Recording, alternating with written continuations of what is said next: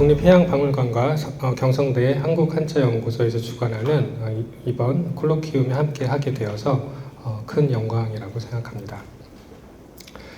지난번에도 한번 박물관에 들렀었는데 바다도 넓게 펼쳐져 있고, 그래서 부산에 놀러 오시는 분들이 있으시면 한번 박물관에 방문해 주셔도 좋을 듯 합니다. 이 콜로키움을 통해서 저와 여러 선생님분들, 그리고 유튜브로 시청하시는 시청자분들 모두 바다와 해양, 그리고 한자를 알아가는 소중한 시간이 되었으면 좋겠습니다. 제가 이번에 준비한 주제는 말씀 주신 대로 일상에서 자주 접하는 물고기 이름이 어원과 문화 이야기입니다.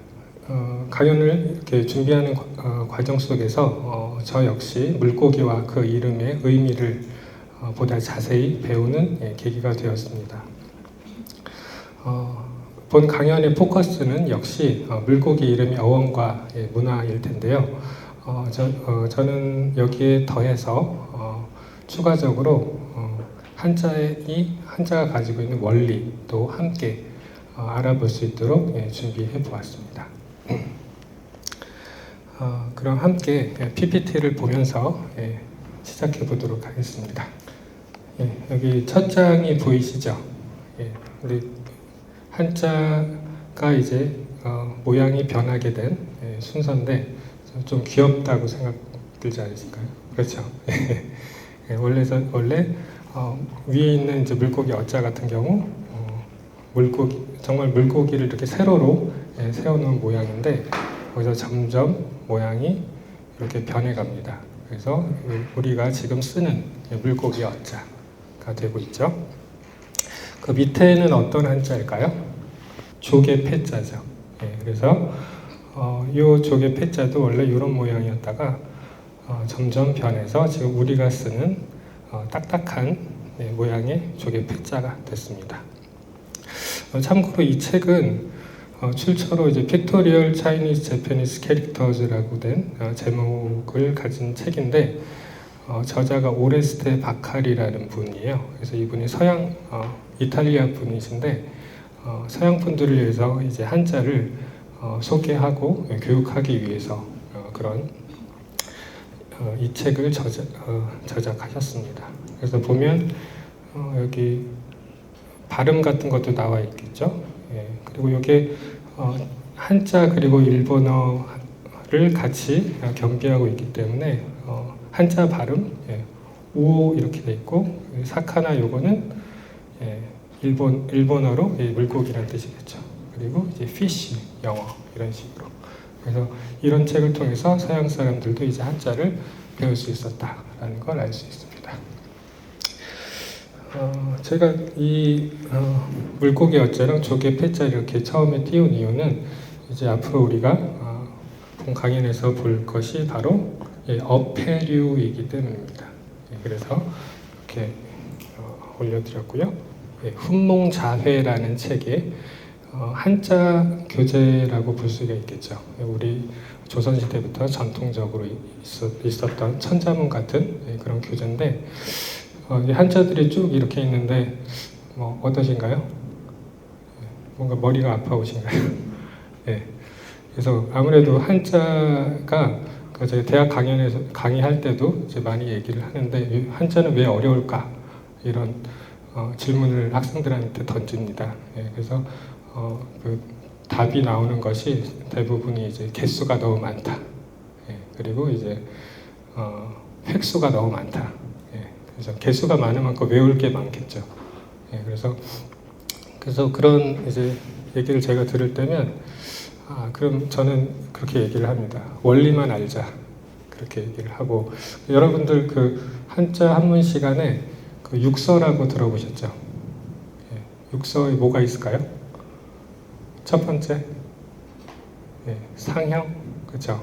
두 번째 지사, 그다음에 회의, 형성, 전주 가차 이렇게 있죠. 그런데 그 육서 중에서 상형, 지사 같은 경우는 상당히 간단한데 뭐가 가장 어려울까요? 형성이 가장 어렵습니다. 왜냐하면 우선 한자 전체의 70에서 80%를 다 형성자가 차지하고 있고, 그리고 어떻게 봤을 때는 형성자는 되게 친절한 거예요. 네, 왜 복잡한데 왜 친절할까? 좀 이상하지 않으세요? 예, 뭐냐면 분류 정보와 소리 정보를 같이 전달해 주기 때문이에요. 예. 근데 우리말 같은 경우는 어떻죠? 우리말 같은 경우는 그냥 소리 안에 어떻게 의미가 들어있다라고도 볼 수 있겠죠. 예. 한자 같은 경우는 여기 보시는 것처럼 만약에 여기 한글로 뭐라고 써 있죠? 예. 조개합 이렇게 써 있죠. 예. 이따가 볼 글자인데 여기 보면 왼쪽에 뭐가 있어요? 예. 벌레 충자가 있죠. 예. 이거를 보통 이제 형성자에서 이거를 부수자라고 하는데 저는 그거보다는 분류 정보라고 부르는 게 더 쉽다고 생각해요. 예. 그렇다면 이 벌레충이 들어가는 거는 어디에 분류가 될까요? 예. 곤충 같은 거겠죠. 예. 근데 옛날엔 특이하게도 조개 같은 어떤 갑각류 같은 그런 바다에 있는 그런 것도 벌레라고 생각을 했다라는 걸 알 수 있습니다. 그렇다면 여기 벌레로 된 그 밑에는 또 조개리자라고 있죠. 예, 그것도 다 어떤 벌레 혹은 갑각류와 관련이 돼 있다. 예. 예, 그렇다면 이 오른쪽 부분은 뭘까요? 합이라고 되어 있는 것. 예, 요거는 발음 부분이죠. 이게 소리 정보예요. 예. 그래서 대학에서 강의할 때 저는 이제 학생들한테 한자는 매우 친절한 글자다. 근데 어떻게 보면 너무 친절한 글자다라고 얘기를 해요. 왜냐하면 두 가지 정보를 같이 주는 거. 왼쪽에는 분류 정보, 오른쪽에는 소리 정보를 주는 거예요. 예. 그렇다면 소리 정보는 왜 필요할까? 한번 생각해 볼 수 있겠죠. 예. 만약에 소리 정보를 주지 않으면 그게 뭐 곤충이든 아니면 뭐 갑각류건 그게 어떤 종류인지 모르겠죠. 예를 들면 저게 조개인지 개인지 뭐 새우인지 모르겠죠. 예. 그래서 소리가 다 달라야 됩니다. 그래서 조개는 합이란 발음이어야 되고, 그래서 나중에 보겠지만 큰 조개를 뭐라고 하죠? 예, 대합이라고 하죠. 예, 맞습니다. 예, 그리고 우리가 또 되게 좋아하는 게 새우 중에서 큰 새우, 대하, 그렇죠.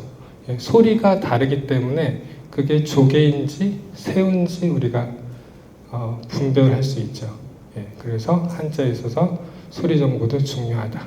예, 그리고 이따가 또 보겠지만 재밌는 거는 그 소리 정보라고 하는 오른쪽 부분도 뜻 정보가 들어있어요. 예, 그게 또 한자의 묘미라고 볼 수가 있습니다. 그래서 그거를 그런 식으로 제가 진행하면서 같이 살펴볼 예정입니다. 예, 그런데 요 훈몽자회 보면 요 위쪽에 이게 바로 되게 복잡하죠. 예, 이게 물고기 관련인데 오른쪽에 발음이 린이라고 됩니다. 예, 그러면 어떤 한자일까요? 예, 비늘, 그렇죠. 예, 물고기와 관련인데 린. 그래서 그 예전에 영화 중에 영린이라고 있었죠. 그 용의 어떤 비늘을 잘못 건드리면 안 된다, 그런 거였죠. 예, 그런 식으로 이제 한자가 구성되어 있고, 또 여기 제가 가져온 여기 한자들을 보면 조개, 새우, 그다음 요거는 뭘까요? 옆으로 기어가는 개죠. 예, 그래서 개를 방이라고. 요 오른쪽 부분이 소리 정보겠죠. 예, 이런 식으로 구성이 되어 있다. 그래서 한마디로 이 한자들을 우리가 다 외울 필요가 없다는 거예요. 여기서 핵심적인 거는 원리만 알면 된다. 그게 이번 강연에 계속 다뤄질 그런 중점 부분입니다. 근데 제가 이 자료를 가져와 보니까 어쩌다 보니까 이게 물고기가 아니라 뭔가 폐류라고 하죠. 조개 종류, 훈몽자회에 있는 조개 종류만 이렇게 가져오게 됐습니다. 네, 그래서 이것이 어떤 형성자가 어렵지만 그런 원리를 가지고 있다는 부분이고요. 예, 이것도 참고로 제가 가져왔습니다. 예, 그래서 대학에서 강의할 때 제가 이제 형성자가 어렵다. 그래서 어떻게 이해를 할 수 있을까 막 설명을 하고 나니까 그 다음 시간인가 어떤 공대 다니는 학생이 저한테 이렇게 얘기를 하는 거예요. 이 얘기를 하는 게 아닙니까? 하면서 이 표를 딱 보여주는 거예요. 이 표가 뭘까요? 예, 우리 칼카나 말고 화학 시간에 배웠던 주기율표예요. 예. 근데 제가 이걸 보고 깜짝 놀랐던 게 이게 어느 나라 주기율표일 것 같아요? 예, 중국이에요. 예, 예. 근데 영어로 된 거는 이제 알파벳으로 되어 있고 우리는 이제 순 우리말로 되어 있죠. 근데 중국의 주기율표는 어떻게 되어 있을까요? 여기 보시면 조금 화면이 작아서 안 보일 수도 있는데 여기 왼쪽에 쇠금자가 있죠. 그럼 쇠금자가 있는 원소들은 어떤 원소들일까요? 금속과 관련된 겁니다. 그래서 그리고 만약에 돌석자와 관련된 만약 이런 글자 돌석자가 붙어있는 분류기호로 붙어있는 이건 어떤 종류일까요? 암석과 관련된 겁니다. 그래서 이 중국에서 사용하고 있는 이 주기율표가 좋은 점이 한 번에 딱 볼 수가 있죠. 이것이 금속 부분인가 아니면 암석으로 되어 있는가. 그래서 이 형성자가 좋은 점이 바로 왼쪽에 분류를 알려주는 것이다. 그런 점이 되게 좋은 점이다라고 생각이 됐습니다. 그래서 교학상정이란 말이 있듯이 제가 그 학생한테 약간 배웠던 약간 그런 기억도 납니다. 그래서 형성자를 이제 아는 원리를 알면 한자가 의외로 쉽게 이해가 됩니다. 그럼 한번 응용을 한번 해보겠습니다. 여기 보시면 이 물고기는 뭐 같이 보일까요? 넙대대하게 생겼죠. 그래서 여러 가지 가능성이 있어요. 가자미일 수도 있고요. 그렇죠. 그리고 회로 우리가 좋아하는 게 뭐가 있을까요? 광어. 그렇죠. 광어일 수도 있고. 그리고 또 뭐가 있을까요? 여기 답이 나와 있네요. 넙치. 그렇죠. 그래서 요게 뭘까 해서 한자를 보니까 바로 요 한자입니다. 그러면 왼쪽이 제가 분류 정보라 그랬죠. 보다 물고기 관련 물고기인데 발음이 평이라는 물고기예요. 실제로 우리가 뭐 시장 가서 사 먹을 때 뭐 평 한 마리 주세요 이렇게 하지는 않지만 중국에서는 이런 말을 쓸 것 같아요. 시장 같은데 발음이 핑 뭐 이렇게 되지 않을까요? 근데 이 오른쪽 부분이 소리도 가지고 있지만 모두 가지고 있다라고 생각할 수 있냐면 의미도 가지고 있다라고 생각할 수 있어요. 그래서 이 평이라고 되어 있죠. 근데 우리가 땅이 평평하다고 하죠. 그게 평을 두 개 쓰면 그게 평평입니다. 그래서 평이 넓다라는 뜻도 가지고 있겠죠. 그래서 여기 나와 있는 것처럼 넙치 평자라고 합니다. 그래서 이렇게 응용을 해서 우리가 알 수 있겠죠. 그 다음에 그래서 아까는 이제 넙치 뭐 그런 물고기였는데 이 표를 제가 이 강연을 위해서 준비를 하다가 딱 보고 되게 재미있어가지고 가지고 왔어요. 논문인데 수산물 소비의 특성에 관한 연구라는 논문입니다. 여기 보시면 1기, 2기, 3기, 4기 해서 지금 2000년대 자료는 안 나와 있는데 혹시 여러분들이 좋아하시는 생선 물고기가 보이시나요? 저 같은 경우는 개인적으로 칼치를 되게 좋아합니다.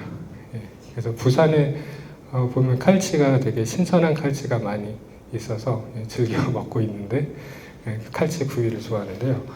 여기 보면 그래서 저는 칼치 위주로 봤을 때 칼치가 1기에는 2등이었다가 2기, 3기에는 1위를 먹습니다.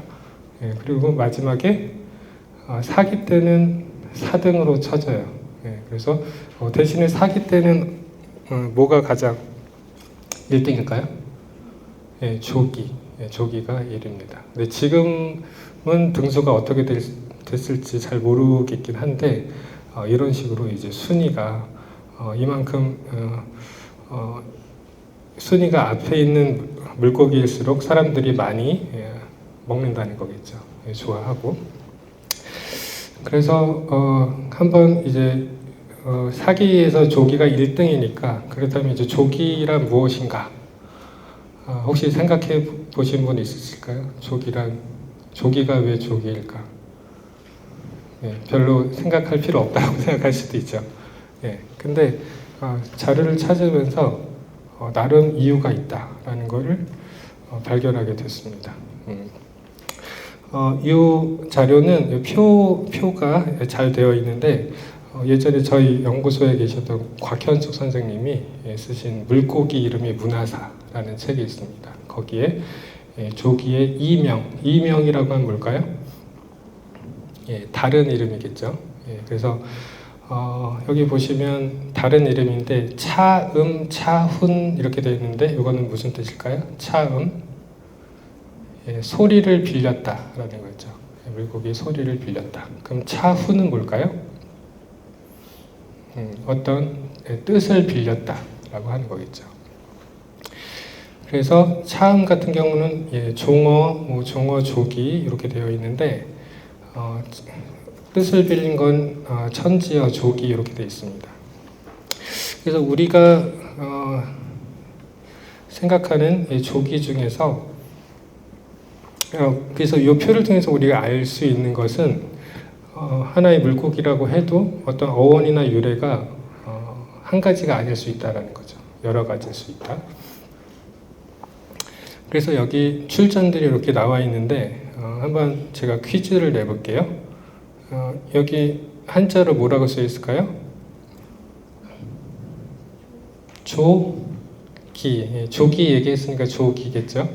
근데 요 조기, 요 제 자료를 제가 가져왔는데 여기 어떤 책에 실린 걸까요? 요 책들 중에서 오른쪽에 맞습니다. 고금성님. 나중에 뭐 초콜릿을 하나 드려야 될 것 같은데 바로 고금성님이죠. 한번 읽어보겠습니다. 사람의 기운을 북돋아주는 생선이라고 해서 도울 조자와 기운 기자가 합쳐져서 붙여진 이름. 그래서 그야말로 기를 돕는다라는 거죠. 그래서 얼추 뭔가 말이 되죠. 그래서 제 개인적으로는 이 고금성림에 있는 조기가 되게 괜찮은 의미인 것 같다. 물론 이제 정답은 없지만 그런 생각이 들고 이 절을 보시면 이제 2조 조선 얘기죠. 속칭, 석수어라고 하고 조기라고 한다. 그래서 기운을 돕는다. 그래서 그 조기가 단백질도 풍부하고 해서 뭔가 기운을 솟게 하는 그런 힘이 있는 것 같습니다. 그래서 조기를 함께 봤고요. 그 다음에 또 우연히 또 옆에 또 재밌는 물고기가 있어요. 이게 뭘까요? 돌아올 환자라고 해요. 그 다음에 나무목이죠. 환목. 좀 어렵죠.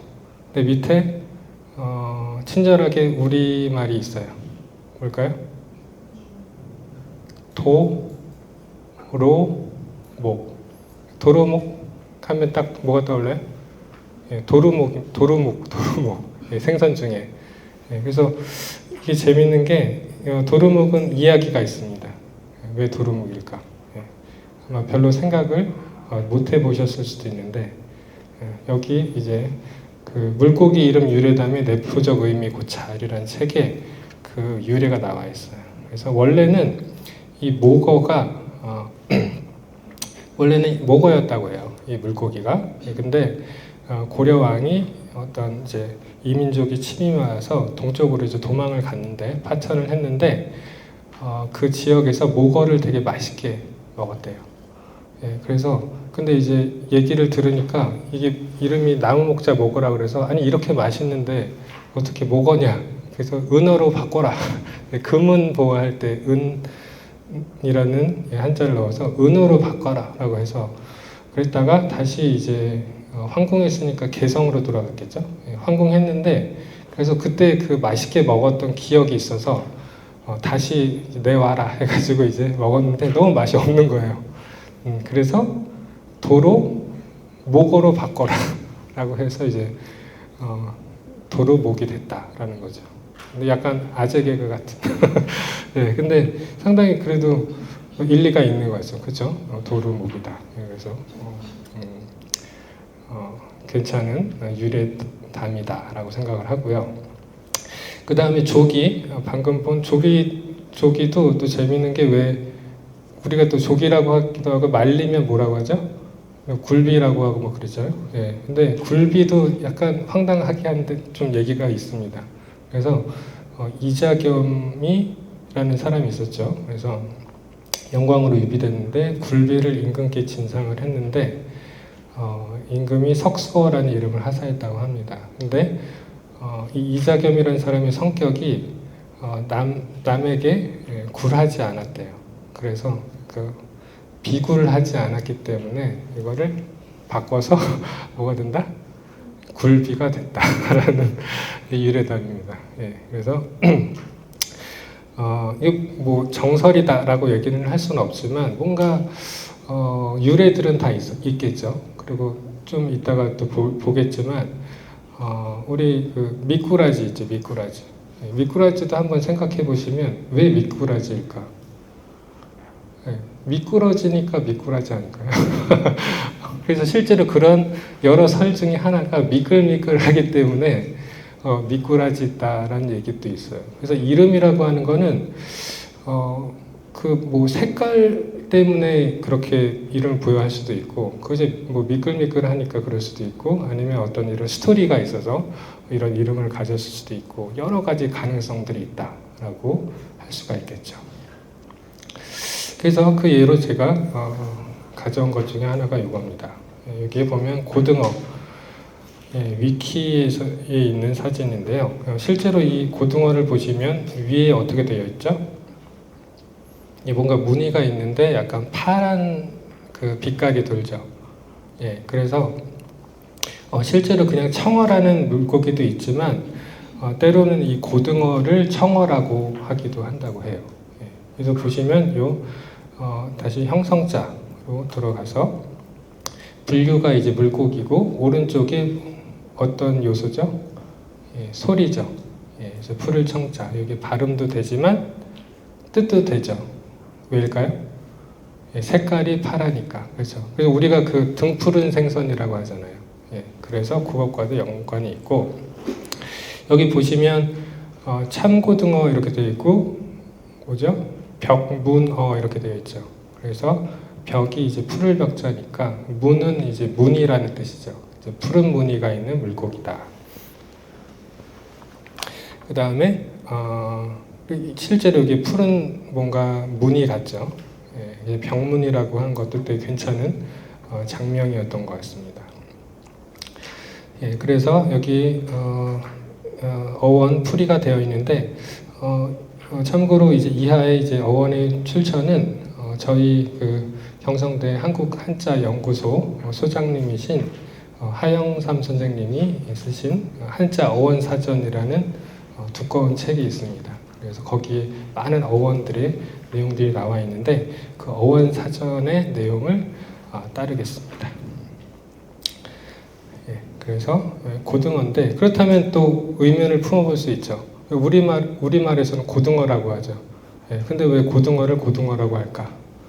예, 약간 아버지를 왜 아버지라고 할까? 약간 그런 것 같기도 한데 왜 그렇다고 생각이 드세요? 고등어? 그래서 찾아보니까 그런 의미가 있어요. 대표적인 의미가 이겁니다. 등이 둥글게 부풀어 올라 있는 물고기. 그래서 고가 이제 높을 고자가 되겠죠. 그럼 등이 뭘까요?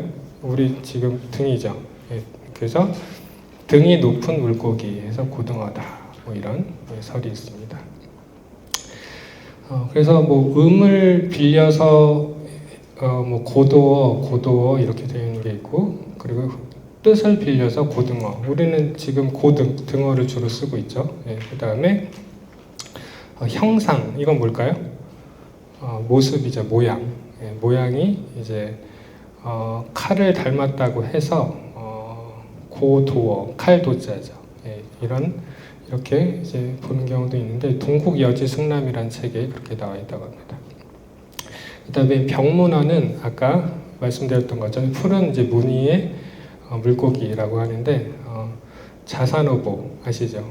예, 다산 정약용 선생의 이제 형님이신 정약전 선생이 쓴 자산어보에는 병문어다라고 나와 있다고 합니다.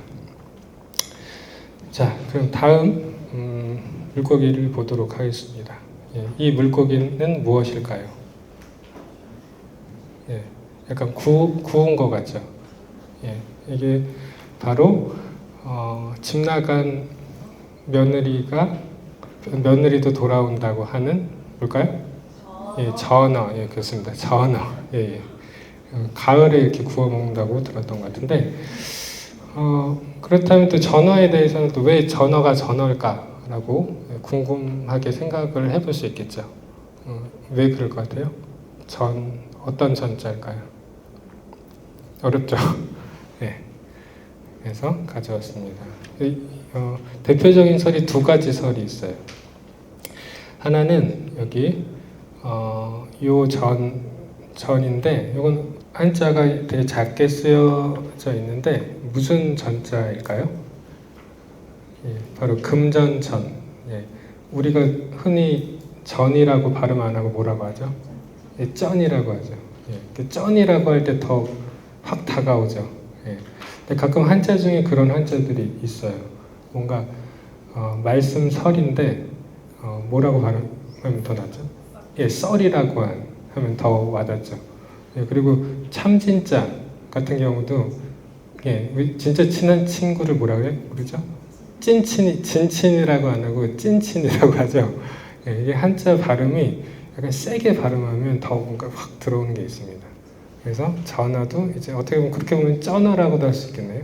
예, 근데 요거는 설명을 보시면 귀천에 관계없이, 그러니까 되게 그 전어가 옛날에 가격이 저렴했나 봐요. 그래서 사람들이 모두 좋아했다고 해서 돈을 생각하지 않고 사 먹었다고 해서 붙여졌다고 하는데, 이 난호 어목지라는 책은 그 서유구, 예, 풍석 서유구라는 실학자 선생이 있었죠. 예, 학자가 있었는데 그분이 쓴 이제 물고기 관련, 예, 그런 책입니다. 그래서 거기서는 이제 돈전자 전어다라고 했고,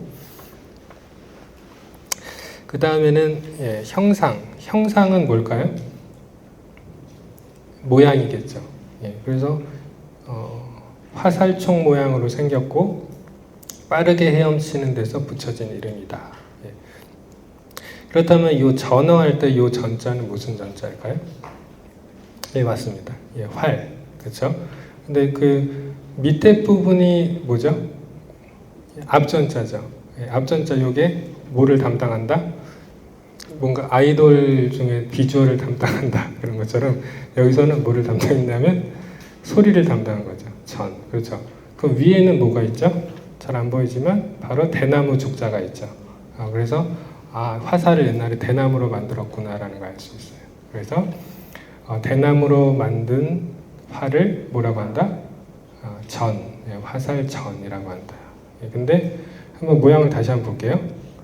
화살촉 모양 같이 생겼나요? 예, 조금 그렇게 생겼죠. 그래서 좀 일리가 있는. 예, 그래서 이거는 아까 말씀드린 정약전 선생이 자산어보에서 이제 그 설입니다. 그래서 나름 일리가 있다. 예, 화살촉 모양으로 생긴 물고기에서 전어다라고 우리가 이해를 할 수 있을 것 같습니다. 이제 좀 보시니까 한자가 어떠세요? 예, 좀 쉽죠? 이제 원리만 우선 알면 됩니다. 다 외울 필요가 없다. 그게 핵심이고. 예, 그러면 또 약간 좀 학술적으로 들어가서 한번 이 표를 한번 제시를 해봤습니다. 그 형성자 말씀을 드렸는데 여기 제가 한글로 써놨는데 이 형성자에 대한 요 표입니다. 이 책은 스웨덴에 작고하셨는데 언어학자셨던 버나드 칼그렌이라는 분이 계세요. 네, 그분이 독특하게 서양분임에도 불구하고 한자에 되게 관심이 많으셔가지고 이런 사전을 만들어요. 그래서 우리나라에서는 이제 한자 고음 사전이라고 돼서 이제 출판이 됐는데, 그런데 이 사전의 독특한 그 특징은 보통 우리가 한자 자전이라고 하면 어떻죠?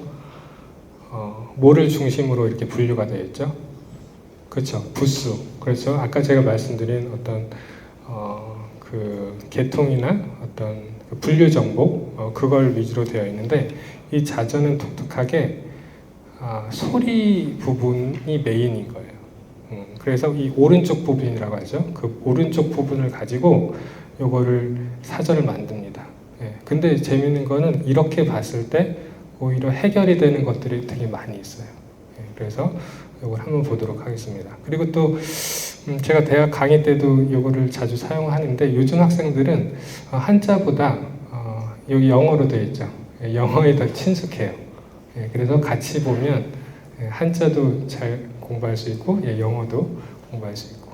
여기 이 리는 되게 쉽죠. 무슨 리일까요? 마을 리죠. 그래서 영어에서는 뭐라고 되어 있어요? 빌리지라고 되어 있죠. 우리도 무슨 빌리지 이렇게 쓰죠. 그래서 25 혹은 50 가구가 살고 있는 마을을 이제 리라고 한다라는 거죠. 그 다음에 요 리자의 왼쪽에 요건 뭐죠? 사람인이 들어가죠. 근데 재밌는 거는 이 어떤 한자가 있고 왼쪽에 사람인이 들어가면 상당수가 되게 추상화가 돼요. 근데 우리 실제로 마을이라고 하는 거는 어떻게 보면 약간 눈에 보이는 그런 느낌인데, 이 사람인이 들어가는 거는 러스틱이라는 뜻이에요.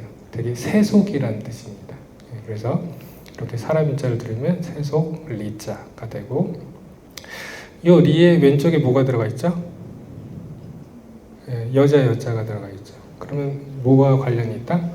어떤 여성과 관련이 있다는 거죠. 영어로 뭐라고 되어 있죠? The wife of a brother. 그래서 형제의 아내, 뭐 이런 의미가 되어 있습니다. 그래서 동서, 우리 동서지간 할 때 그 리라고 하죠. 그 다음에 그 다음 리자는 뭘까요? 이치라는 뜻이죠. 이치. 그래서 여기 보면 폴리시 잼스는 뭘까요? 잼이 바로 보석이라는 뜻인데, 보석을 연마한다라고 하는 거죠. 그래서 이거는 이제 옥을 다스린다라는 뜻이었다가 그 의미가 어떻게 됐을까요? 뭔가 이치, 다스리다라는 추상화가 된 그런 글자라고 볼 수 있죠. 이 왼쪽이 옥입니다. 그 다음에 요거는 뭘까요? 요건 오디자가 보이네요. 그러면 리랑 관련되어 있는데 옥과 관련되어 있다. 그래서 여기 영어로 뭐라고 되어 있죠? inside, 그래서 안쪽. 그래서 우리 겉과 속이 다르다라는 거 뭐라고 하죠? 그 표리부동하죠. 그 리가 바로 이 리입니다. 근데 여기 원래는 옷 의자가 들어가서 옷의 안쪽, 약간 내의나 내복 같은 그런 느낌이에요. 자, 그러면 여기 드디어 이제 물고기 관련 리가 나왔습니다. 요거는 뭘까요? 카프. 모르겠죠. 저도 몰랐어요. 찾아보니까 바로 이 글자입니다. 뭘까요? 리. 그래서 잉어리자라고 해요. 잉어리자. 그리고 저희 경성대 연구소 있는데 거기 연못에 이제 잉어들이 엄청 많이 살고 있어요. 근데 재밌는 거는 이렇게 먹이를 주지 않고 사람이 다가가도 잉어들이 이렇게 오더라고요. 뭔가 주지 않을까 이러고 오는 것 같은데, 그만큼 잉어가 되게 사람과 좀 친한 것 같아요. 그렇다면 왜 이 리에는 왜 리라고 했을까, 이 물고기를? 보시면 여기 아까 제일 처음 본 한자가 뭐였죠? 마을이죠. 예, 그래서 마을에서 가깝게 볼 수 있는 물고기다. 예, 그래서 리이다라고 하는 거예요. 그래서 실제로 여기 풀이에도 이렇게 되어 있죠. 마을이 소리 부분인데 마을 가까이에서 자라는 물고기다라고. 예, 그래서 이제 좀 형성자가 뭔가 들어오죠. 이 오른쪽이 소리 부분이기도 하지만 더하기 보다 의미도 담고 있다. 예, 이것이 한자의 어떤 매력이 아닐까 그런 생각을 해봅니다. 예, 그 다음에 바로 이겁니다. 추어. 예, 제가 이번에는 그냥 이렇게 음식으로 가져와 봤어요, 사진을. 예, 추어탕도 우리가 가끔 맛있게 먹긴 하는데 왜 추어라고 했을까? 좀 궁금했던 적도 있는 것 같아요. 근데 보시면 왜 그렇다라고 되어 있죠? 가을 추자가 소리 부분인데 이 물고기가 가을의 대표적인 물고기다라는 것을 말해준다는 거죠. 그래서 실제로 여기 왼쪽에 분류로 물고기가 들어가고 오른쪽에 무슨 추가 들어간다? 가을 추자가 들어가는 거죠. 예, 그래서 추. 예, 그래서 다 이유가 있다라는 걸 알 수 있습니다. 이유가 있다. 예, 그 다음엔 이거는 뭘까요? 예, 뱀장어죠. 예, 뱀장어. 근데 뱀장어의 어떤 특징은 뭘까요? 뱀장어? 아까 미꾸라지의 특징은 미끌미끌이라고 그랬고 뱀장어는 좀 길다가 아닐까요? 그렇죠?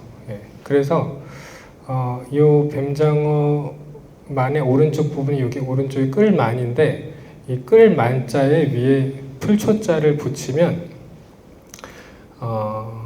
우리가 무슨 예를 들면 코로나 바이러스가 만연했다 할 때 쭉 뭔가 길게 퍼졌다 이런 뜻이죠. 그래서 그게 어떤 덩쿨 식물들이 길게 늘어진 것을 할 때 만자를 씁니다. 예. 그렇다는 얘기는 이 소리 부분일 수도 있지만 이 오른쪽이 많이 의미도 가지고 있다. 그래서 길게 늘어져 있다. 근데 물고기 중에서 어떤 것이 길게 늘어져 있다? 예, 뱀장어가 아주 길게 늘어져 있다. 그래서 뭔가 공통 요소가 있죠. 그래서 만이라고 한자를 가져와서 물고기어랑 붙여서 쓴다라고 볼 수가 있는 거죠. 예, 그래서 뱀장어를 말하고 늘어져 긴 모습을 한 어류라는 뜻을 담았다라는 겁니다. 만. 예, 그 다음 환어라는 물고기가 있대요. 환어, 환. 예, 보시면 감어라는 물고기를 말하는데 홀로 돌아다니기를 좋아하는 습성을 가지고 있다. 그래서 이러한 속성 때문에 나이가 들어서 처가 없거나 상처한 호라비를 지칭하게 되었다. 근데 최근 들어보면 1인 가구가 점점 엄청 폭발적으로 늘어난다고 하죠. 예, 그래서 저 같은 경우도 이 환이 될 뻔하다가 네, 구세주를 만나서 결혼을 해서 이제 환에서 벗어나게 됐는데, 그래서 이 조용하고 혼자 있기를 좋아하는 물고기가 있나 봐요. 이거는 제가 사진을 찾지는 못했는데, 그래서 이 환과 관련된 대표적인 한자 성어가 있죠. 뭘까요? 환과 고독이라고 했어요. 환과 고독이라고 들어보셨죠? 혼자 지내고 외로운 존재들을 얘기하는데, 여기 보시면 호라비 환자, 이게 환어할 때 환이죠. 그 다음에 과부과, 그 다음에 외로울 고는 이제 고아인 경우고요. 홀로독은 이제 여기 나온 것처럼 늙어서 자식이 없는 경우를 이제 독이라고 한다고 합니다. 그래서 맹자에서 말한 내용으로서 의지할 곳 없이 이제 외로운 처지에 있는 사람을 가리켜 환과 고독이라고 한다고 하죠. 그래서 이런 사자성어 안에도 물고기의 단어가 쓰이고 있다라고 하는 것을 확인하게 됐습니다. 예, 그러면 다음 물고기를 보도록 하겠습니다. 지금 사진 보이시죠? 어떤 물고기인 것 같으세요? 예, 맞습니다. 예, 입이 이렇게 넙죽하고 그리고 수염이 상당히 길죠. 예. 이 메기인데 메기는 한자로 어떻게 쓸까요? 예, 뭔가 모르겠죠. 근데 흥미로운 것이 메기들 중에서도 이제 품종이 상당히 다양할 거잖아요. 예, 그 중에 하나의 품종이 이렇게 점이 이렇게 있는 메기들이 꽤 많대요. 예, 그래서 그렇다면 한자를 만든다고 하면 어떤 한자가 될까요? 그러면 예, 점이라는 물고기가 있습니다. 그것이 바로 메기 점자. 예, 그래서 실제로 여기 사진 보이시죠? 사진의 이 메기 같은 경우는 표면이 어떻죠? 점이 막 박혀 있죠. 제가 이 사진을 구하느라고 되게 노력했습니다. 점이 있는 메기가 근데 이 픽사데이에 딱 사진이 있더라고요. 그래서 보시면 여기 요 왼쪽에 이제 분류, 물고기 분류로서 표시가 되어 있고 오른쪽에 이게 뭘까요? 우리 점친다라고 할 때 바로 그 점자죠. 그래서 풀이를 보면 몸에 불규칙한 반점이 있고 긴 수염을 가진 물고기인 일종인 메기를 말한다. 이렇게 풀이가 되어 있습니다. 그래서 그야말로 이 사진과 명실상부하다라고 볼 수 있겠죠. 그래서 이 메기 점자도 이 메기에 점이 있는 메기의 실상과 딱 부합이 된다라고도 볼 수 있습니다. 그래서 어떻게 보면 우리가 한자 학습을 할 때 보통 이 메기 점자 그리고 이렇게 막 쓰고 막 외우고 이렇게 하잖아요. 근데 이런 그림이랑 같이 보면 훨씬 더 입체적으로 이해가 될 것 같아요. 그래서 이런 책 같은 게 나와도 괜찮지 않을까 그런 생각도 해봅니다. 지금까지 우리가 물고기들을 쭉 봤는데 물고기만 너무 보면 이제 조개류들이 좀 삐질 수도 있겠죠. 그래가지고 이제 그 다음에 조개류를 보도록 하겠습니다. 바로 아까 여러분께서 말씀하신 큰 조개가 뭐라 그랬죠? 대합이라 그랬죠. 대합조개. 그렇다면 이 합 같은 경우도 왼쪽에 벌레충이 나와 있는 거는 어떤 갑각류다라고 표시를 해주는 거고 오른쪽은 발음이다 1차적으로 그렇게 알 수 있는데 2차적으로는 여기에도 의미가 있다라고도 생각해 볼 수 있겠죠. 그러면 합이라고 하는 글자의 어떤 느낌이나 의미가 뭘까요? 딱 정확히 정말 이렇게 딱 맞아 떨어지는 느낌이 있죠. 그럼 조개가 이렇게 그 뚜껑을 딱 닫을 때 어떠죠? 위아래가 딱 정확하게 맞죠. 그래서 그 합의 느낌이 있다는 겁니다.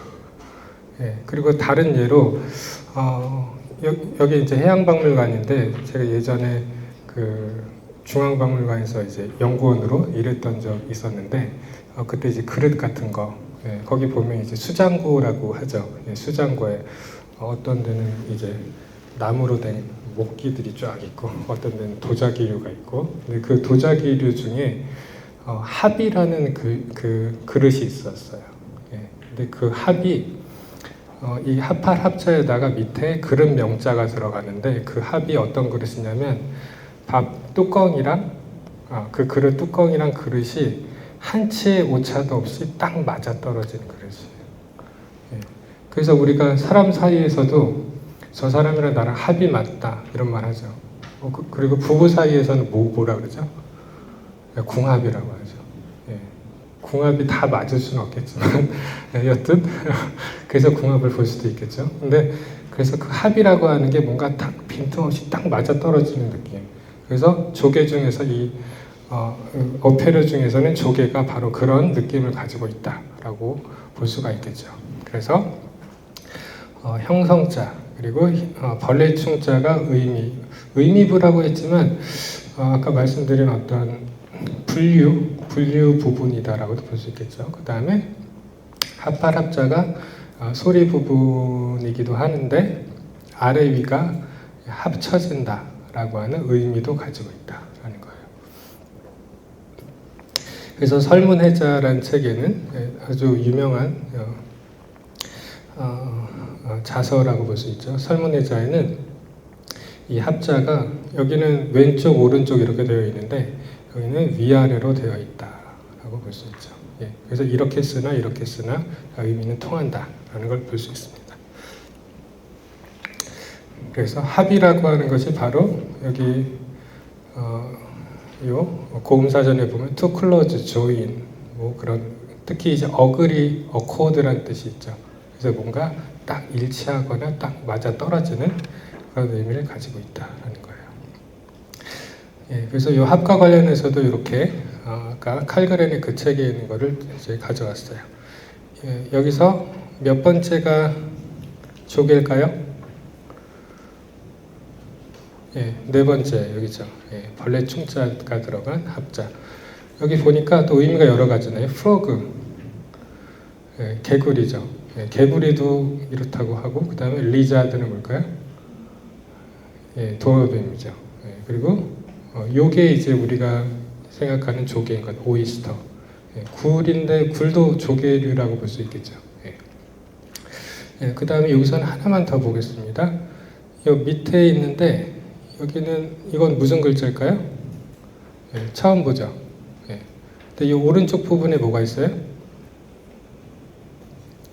세 숫자가 있죠. 예, 그러면 발음이 합이겠네요. 그렇죠? 그럼 합이라고 하는 새가 있다는 거죠. 예, 합이라고 하는 새. 여기 보면 힌트가 있네요. 뭘까요? 그렇죠. 예, 비둘기. 그래서 도브, 피존. 예, 빨래는 피존을 받죠. 예, 그래서 그 피존도 이제 그 비둘기라는 뜻이죠. 예, 그래서 이렇게 영어 단어도 익히면서 여기 보면 그 무슨 합자다? 예, 비둘기 합자다. 예, 이런 식으로 또 알 수가 있는 거죠. 예, 그래서 원리를 알면 이게 새가 분류고 왼쪽이 소리 정보구나. 합이라고 하는 어떤 새고 그것이 비둘기구나라는 걸 자연스럽게 알 수 있습니다. 그래서 이런 방법이 제 생각에는 아까 형성자가 어렵다고 말씀드렸는데 형성자를 극복할 수 있는 가장 좋은 비결이자 방법이 아닐까. 예. 최근에 제가 밀고 있는 방법입니다. 그래서 예, 그 다음에 그래서 이런 거 하나 더 볼까요? 여기 보시면 발족자잖아요. 이거는 뭔가 걷는 것과 관련된 거다라는 걸 알 수 있는 거예요. 그래서 어떻게 보면 한자라고 하는 것이 뭔가 정보들을 이렇게 보여주고 있는 거고 그런 특징을 가지고 있다라고 하는 걸 알 수 있습니다. 예, 그 다음 조개를 보도록 하겠습니다. 예, 요거는 뭘까요? 예, 전복이죠. 전복. 예, 전복. 전복은 특이하게도 이게 어패류나 갑각 쪽인데 고기 어자가 들어가 있죠. 예, 그래서 그 다음에 오른쪽이 복. 그래서 여기 풀이를 보면 바람이 든 자루처럼 요 복자가 여기 보시면 이게 바로 고기 육자가 여기 들어가 있죠. 왼쪽이 육다롤이라고 하는데 이게 배복자라고 하는데 우리 다 이렇게 나이가 들수록 뱃살이 이렇게 점점 늘죠. 복부 할 때 그 복인데 바로 이 전복에도 그 배 부분이 어떻게 보면 핵심이다라고 볼 수 있어요. 배가 어떻게 보면 조개 중에서 어떻죠? 볼록하죠, 상당히. 그래서 이 오른쪽 부분 배 복자와 관련된 이 복이 들어가 있다라는 걸 알 수 있어요. 그래서 이 전복 복자를 익힐 때도 우리가 배 복자와 같이 견줘서 이렇게 비교해서도 볼 수가 있습니다. 그래서 한자를 익히는 방법이 이렇게 어떤 비슷한 계통을 같이 보는 것도 방법이다라는 걸 말씀드리고요. 그 다음에 이것도 제가 음식 사진을 가져왔는데 뭘까요? 뭔가 드레싱 같은 그런 거에 이제 새우가 이렇게 들어있는 거예요. 그래서 여기도 의미를 보면 새우 하자죠. 예, 그래서 형성자고 이제 벌레충이 의미부고 가가 소리 부분인데 가가 뭐로 바뀌었을까요? 예, 하로 바뀌었죠. 예, 가가 하로 바뀐다. 그래서 뭐 강의할 때나 어떤 학생들이 그렇게 물어봐요. 왜 그냥 가라고 새우 가 이렇게 가라고 해야지 왜 발음이 바뀌냐? 그러면 이제 저 같은 경우는 이렇게 바뀌었는데 내가 어쩌냐라고 얘기를 하면서 추가적으로는 이 한자라는 게 거의 한 4천 년도 지나왔잖아요. 그러면 이게 한자의 핵심이 형태와 소리와 뜻이잖아요. 그래서 형음이라고 하는데 그리고 3,000년이 지나오는 동안 형태도 바뀌었겠죠. 예. 그러면 뜻도 바뀌었겠죠. 그러면 소리라고 안 바뀔까요? 그렇죠. 예, 그래서 그 정도는 용인해 줘야 된다. 이렇게 얘기를 하곤 합니다. 그래서 이 글자 같은 경우도 발음이 비록 이제 가에서 왔지만 뭐로 바뀐다? 그 유구한 세월을 거치는 동안에 하라고 바뀐다라고 볼 수 있겠죠. 예. 그래서 이 구우면 붉게 변하는 갑각류 생물이라는 뜻을 담았다라고 하네요. 그래서 이 가에 약간 불다라고 하는 그런 의미도 있는 것 같습니다. 그래서 새우가 물속에 살기 때문에 어류로 인식이 되어 물고기 어가 더해진 이런 모양의 새우 한자도 있다고 하는 거예요. 그렇다는 얘기는 벌레 충자가 왼쪽에 들어갈 수도 있고 고기 어자가 들어갈 수도 있다라는 거죠. 예. 그래서 간화자에서는 이거를 아래 한자로 바꾼다. 실제로 그렇게 쓰고 있나요? 그 새우 한자 같은 경우 아래야? 예. 그래서 간체자는 정말 훨씬 더 쓰기 편하겠죠. 아래 한자. 예, 그렇게 바뀌었습니다. 예, 그 다음에 소라나자입니다. 예, 소라나자. 이 사진이 되게 잘 찍었죠. 예, 그 소라를 보면 뭔가 이렇게 나선형으로 이렇게 돌아가는 그런 느낌이 있어요.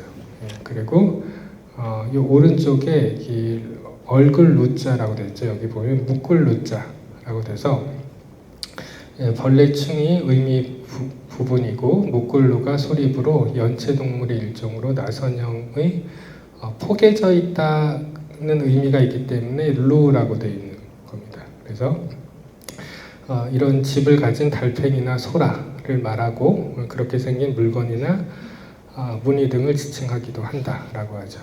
그래서 우리가 소라를 딱 떠올리면 그리고 횟집 자주 가시죠. 예, 부산에 여러분들 사시니까. 예, 그래서 시집 가시면 그 메인 요리가 아니라 그 전에 나올 때 그걸 뭐라고 하죠? 츠키다시라고 하죠. 츠키다시 맞습니다. 그래서 전체 요리라고 하는데 그래서 제가 한번 찾아봤어요. 근데 여러분 츠키다시가 무슨 의미인지 아시나요? 츠키다시 모르죠? 찾아볼 생각도 안 하셨죠. 저는 한번 찾아봤는데 그게 쯔기가 우리 그 돌발적이다. 돌발 행동할 때 그 돌자예요. 쯔구. 그 다음에 다시가 이게 나갈 출자에서 나온다. 그래서 그걸 합치면 갑자기 나온 거라는 뜻이에요. 쯔기 다시. 아시겠죠? 쯔기 다시. 그래서 우리가 그 메인 요리를 기다리고 있을 때 갑자기 탁탁 나오는 거예요. 그래서 그게 쯔기다시다라는 거를 알게 됐습니다. 근데 그 쯔기다시로 이 소라를 이제 그 익혀가지고 숙회라고 하죠. 익혀가지고 이제 초장에 찍어 먹는 그런 쯔기다시가 나오기는 하죠. 예, 약간 저 입맛이 들기도 하는데요. 네, 그래서 이것이 바로 소라라자다라는 겁니다. 그 다음에 요게 바로 왼쪽에 사진 보이듯이 바로 개, 옆으로 가는 개죠. 그래서 요 개자도 재밌는 게 위에 어떤 부분일까요? 위에 있는 것이 우리가 해석한다, 뭐 해독한다, 이해한다 할 때 해자죠. 그래서 사전 찾아보면 풀해자라고 하죠. 뭔가 뭉쳐있거나 그런 거를 풀어주는. 그런데 이 위에 풀해자 요 자체도 의미가 있어요. 보면 왼쪽에 뭐가 있죠? 뿔각자가 있죠. 왼쪽에 뿔각자. 그리고 이 아래 보면 먼저 볼까요? 소자가 있죠. 그리고 그 위에 칼도자가 있어요. 그러니까 칼로 소를 이렇게 해체하는 거예요. 정육점 같은 데나 그런데 보면 왜 유튜브 같은 데서도 뭐 소나 이렇게 막 이렇게 칼로 이렇게 자르는 그런 거 나오기도 하죠. 그게 바로 이 해자입니다. 그래서 원래는 소를 해체하는 뜻이다. 그래서 저는 이 한자를 보면 우리 그 고전 중에 장자라고 있죠. 장자의 어떤 그 에피소드 중에 정말 그 소를 도축을 잘하는 그런 거의 최고 수준의 그런 도축업자가 있었는데 그 사람은 소가 이렇게 살아있는데 소가 자기가 이렇게 해체되는지도 모를 정도로 절묘하게 칼을 해서 소가 해체가 다 됐나? 약간 이렇게 생각할 정도. 그런 정도의 어떤 테크닉인 있는 그런 이제 도축업자가 있다. 뭐 이런 얘기가 이제 예전에 장자에서 읽은 적이 있어요. 근데 그 이야기가 바로 이 한자다라고도 볼 수 있을 것 같아요. 그래서 그런데 이 개해자 같은 경우는 이제 요 윗부분이 이제 하나로서 이제 발음 부분이 되고 여기 나온 것처럼 그렇다면 왜 벌레충 계열에서 왜 해라고 했을까? 그래도 의미적인 이유가 있겠죠. 여기 보시면 친절하게 해설이 되어 있습니다. 개의 살을 파먹으려면 모든 뼈를 해체해야 하기 때문에 라고 답이 나왔어요. 그래서 우리 그 아까 대합도 맛있고 대하도 맛있고 한자나 이제 말은 다르지만 대게도 맛있죠. 대게는 어디서 주로 먹죠? 부산권에서 우선은 이제 영덕대게가 유명하고 그 다음에 좀 내려오면 포항, 그렇죠? 그 다음에 부산권에서는 기장, 기장의 대게를 먹는 것 같아요. 근데 대게를 먹을 때 이제 이렇게 다 해체를 해가지고 먹을 수 있잖아요. 그래서 풀 해자가 들어가는구나라는 걸 알 수 있습니다. 그래서 다 일리가 있다라는 거예요. 일리가 있다. 이름을 한자로 그렇게 붙인 겁니다. 이제 마지막 물고기입니다. 마지막 물고기. 딱 보면 이건 일러스트인데요. 뭘까요? 배가 뿔록 튀어나왔죠. 뿔록 튀어나와서 뭔 것 같아요? 맞습니다. 보거. 근데 보거를 잘 먹어야 된다고 하죠. 독이 있기 때문에. 그래서 이 보거 같은 경우도 그 탕이나 이런 걸로 이제 부산권에서 많이 먹죠. 그래서 시원한 국물 있는데 이 보거가 원래 보거라는 이름보다 더 유명한 명칭이 바로 이거예요. 뭘까요? 하돈. 그래서 하는 여기서 이제 바다라는 뜻이고 돈은 뭘까요? 우리 돼지고기를 돈육이라고 하죠. 돼지고기 돈자예요. 돼지고기. 그래서 이 돈자는 이 오른쪽 부분만 있어도 돼지라는 뜻이에요. 돼지 시자. 그래서 이 왼쪽에 고기육을 더 붙여서 더 강화시킨 글자다라고 볼 수가 있겠죠. 그래서 합치면 바다의 돼지라는 뜻이에요. 왜냐? 뚱뚱하니까. 그렇죠. 돼지같이 생겼죠. 그래서 하돈이라는 이름으로 원래 더 유명하고 많이 쓰였는데 지금은 보거라고 불리고 있다. 그래서 이것도 이제 이명이 상당히 많죠. 다른 이름이. 그래서 이것도 물고기 이름의 문화사라는 책에 있는 내용인데요. 보거가 바다에서 태어나서 서식하지만 중국에서는 하천, 특이하게 하천에서도 보거가 살았나 봐요. 그래서 강의 의미를 나타내는 하자를 가져온 것이다. 그래서 이것도 설이 여러 가지인데 도는 보거의 모습이 돼지와 비슷하다. 제가 말씀드린 거죠. 그런 설도 있고 어떤 경우는 새끼 돼지처럼 맛이 좋기 때문에 따온 것이다 라는 설도 있다고 합니다. 그 다음에 이제 화를 내는 멧돼지의 모습을 떠올릴 수 있는데 저도 본 적은 없지만 보고도 뭔가 쉽게 화를 낸다고 해요. 그래서 이제 박물관에도 이제 보고가 있을까요? 해양박물관 없으니까 그럼 몇 마리 들여오시면 좀 그 생태를 관찰해서 화를 내는지 안 내는지를 볼 수 있을 것 같습니다. 그래서 여튼 이제 하돈이라는 이름이 붙여졌다. 밑에 이 돈은 이 오른쪽이 그 순둔 이렇게 돈둔 이렇게 발음이 되는데 이거는 형성자라고 볼 수가 있겠죠. 그래서 하돈 이렇게 쓰기도 한다라는 거예요. 중국에서는 이렇게 쓰고 일본에서도 이제 쓰는데 이름 하돈이라는 글자를 써서 이제 강에 사는 돼지. 그리고 요 돈이라고 하는 게 이제 돼지 돈자의 이체자라는 설명을 해주고 있어요. 그리고 뭔가 외형적으로 근데 발음들이 그죠? 밑에 요거는 이제 후에서 부풀다 그렇게 되고 그 다음에 발음의 유사성. 그래서 요 한자는 뭘까요? 집에 복이 많이 들어와야 한다. 그 복이죠. 근데 발음이 같기 때문에 이렇게 쓰는 것 같아요. 복. 그 다음에 후쿠라고 되어 있는데 여기 이제 불취자죠. 불취. 그래서 입으로 이제 불다. 후쿠, 복, 후쿠. 뭔가 발음이 일본어로 복이라고 하는 발음이 유사하다라는 거죠. 그 다음에 후쿠가 또 있는데 이거는 아까 우리가 전복에서 요 한자를 봤는데 이거를 보고에도 일본에서는 이 글자를 쓰네요. 그런 걸 볼 수가 있습니다. 그래서 뭐 습성 이런 거를 가지고 있고요. 그래서 보고가 이런 뜻을 가지고 있고 이런 이름을 가지고 있다라는 걸 알게 됐습니다. 자, 그래서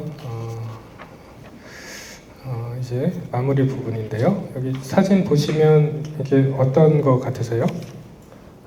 어떤 탕인 것 같으세요? 그 부산의 유명한 탕이 대구지리, 그렇죠? 그리고 또 뭐가 가능성이 있을까요? 복지리라고 하나요? 네.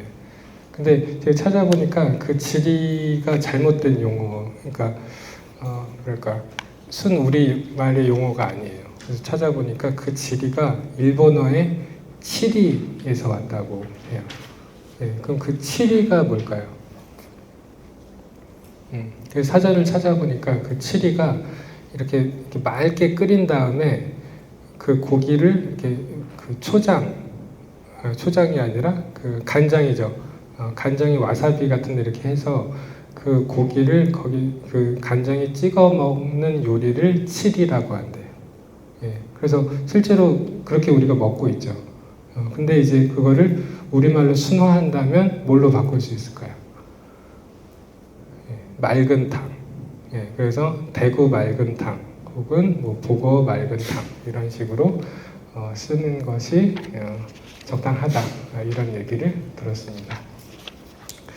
네, 그래서 제가 이렇게 써놓은 것처럼 오늘 저녁에 이렇게 마음에 드는 해산물이 있으시면 네, 뭐 탕도 좋고 네, 구이도 좋고 이렇게 맛있게 드시면 좋지 않을까 해서 제가 이 사진을 가져왔고요.